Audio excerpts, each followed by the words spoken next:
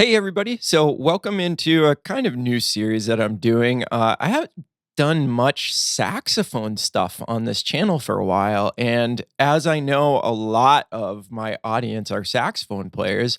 I wanted to start doing some saxophone specific videos again to try to help all you sax players out there get to the next level with your playing.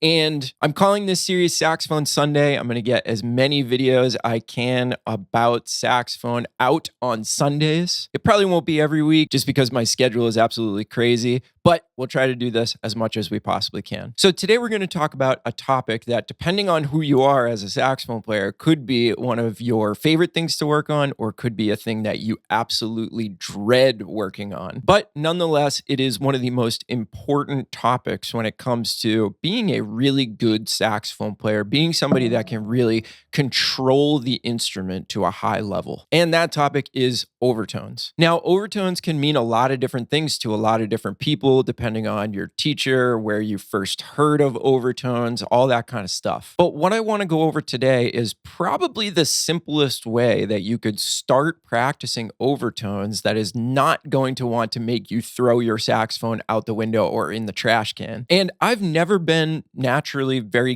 good at producing overtones, playing altissimo. All that stuff came to me through a lot of hard work. And this exercise that I'm going to show you today is one that I worked on for a long time because it really gave me a gateway into working on some of the harder overtone stuff. Okay, so a lot of people, when they think about overtones, and this was me when I was back more toward the beginning of my journey as a saxophone player, they think about you have to go to the lowest notes of the saxophone and try to produce overtones off of those. So think low B flat, low B, low C, and it sounds something like this.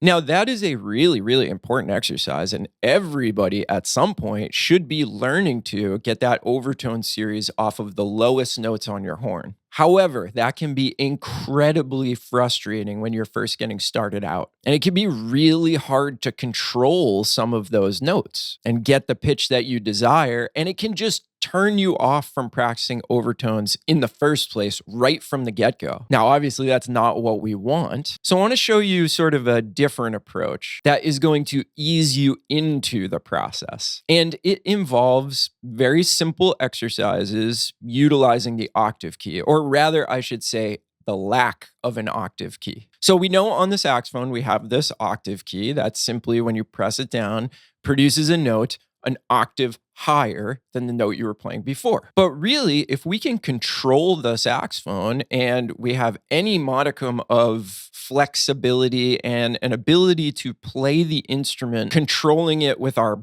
body rather than with just the keys, then this octave key is really just a helper for us. The octave key really just facilitates the saxophone jumping up an octave. Think about what it does. It lets out a tiny, tiny little bit of air, making it easier for the overtone, an octave higher than what we're fingering. It facilitates that note coming out. In fact, if we removed the octave key from our instrument, it would be entirely possible to play the saxophone without it. But it takes a little bit of practice and it takes some practical exercises to start controlling the saxophone without the use of that octave key. Okay, so let's get into the exercises. So all we want to do is we want to play some major scales that cross the barrier of where we would use the octave key, but we're just not going to use it. So the first scale that crosses that break on saxophone where we start using the octave key is a D major scale. So this exercise is very simple. What I would like you to start by doing is simply just playing a D major scale, starting on low D. But when you go from C sharp to D on the top of that scale, you're just going to play D without the octave key. Now you have to be really careful because we're so programmed to just use the octave key on that note. You might just press it without thinking. So you're really going to have to think about not depressing that octave key. Let's just hear what it sounds like really quickly.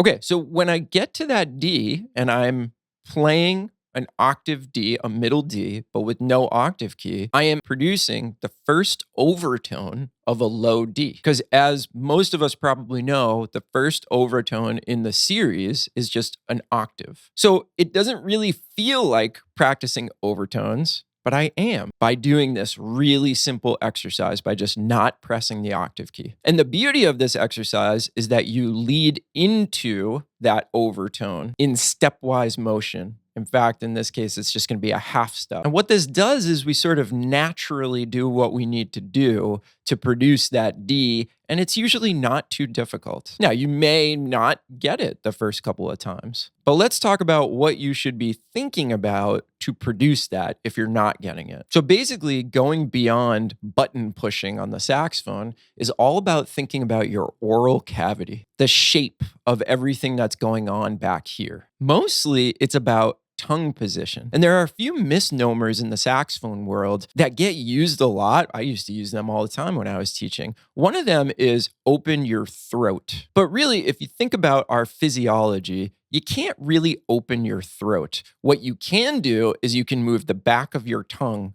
down. And I think that's what most people mean when they say open your throat. But really, we're thinking about the tongue. The tongue position is the biggest thing that you can do to start producing some of these notes, some of these overtones, to gain more control over the saxophone. So here's a couple of things that you can do to help you with that. One thing you can do to start gaining control over your tongue is to go through all the different vowels and see where your tongue position lies when you're producing these different vowels, how the shape of your tongue changes. Ready? Ah, E, I, O, ooh. And just notice the subtle differences in your tongue. You already know how to manipulate your tongue in very, very specific ways. If you can speak, you have complete control over your tongue. It's just that sometimes when we're playing the saxophone, it could feel very foreign to us. And we could think we don't have that control, but we all do. So now you could do this with the saxophone in your mouth to get a better feel for how manipulating your tongue while the instrument is on your body feels.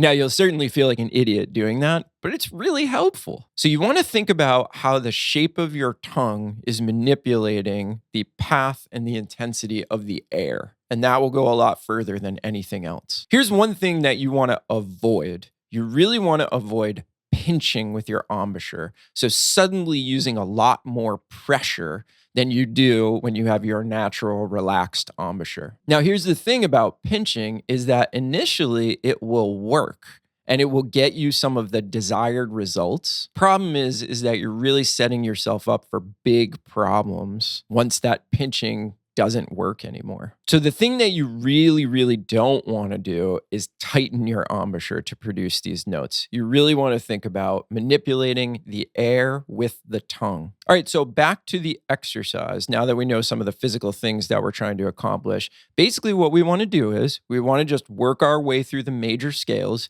getting one note higher each time.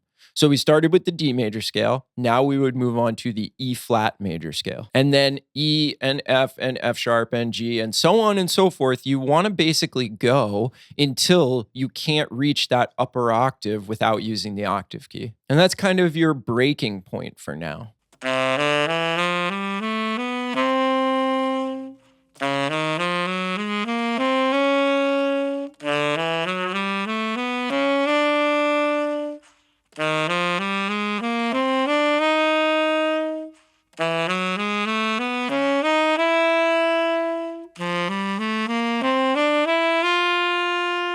A good goal to have is to make it to a C scale where you're reaching that high C above the staff without the octave key. And if you can do that without any hint of the undertone, so sometimes what'll happen is you'll hear actually both octaves in the sound at once. Your goal is to get rid of any sound of that lower octave and produce just the octave that you're looking for.